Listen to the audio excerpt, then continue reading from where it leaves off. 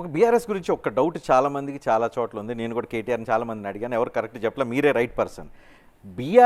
TRS బీఆర్ఎస్గా మారిన దగ్గర నుంచే ఆ తెలంగాణ ఐడెంటిటీ, తెలంగాణ సెంటిమెంట్, పార్టీలో ఆ స్పిరిట్ జనంలో బీఆర్ఎస్ పట్ల ఆలోచించడం కానీ వీటన్నిటిలో పోయింది అని అంటున్నారు.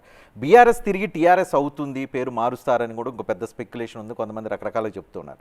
యాజ్ ఎ పార్టీ చీఫ్ మీరేమనుకుంటున్నారు? దానికి ఛాయిస్ లేదండి, ఛాన్స్ లేదండి, వెనక్కి రావడం ఛాన్స్ లేదు. ఎందుకంటే ఎలక్షన్ కమిషన్ ఫ్రీజ్ చేస్తుందండి.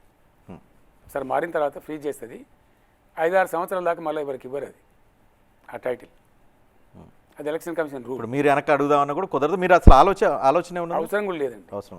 ఓకే, బీఆర్ఎస్ మారిన తర్వాత, పేరు మారిన తర్వాత దట్ తెలంగాణ ఐడెంటిటీ. మీకు ఒకటి చెప్తానండి,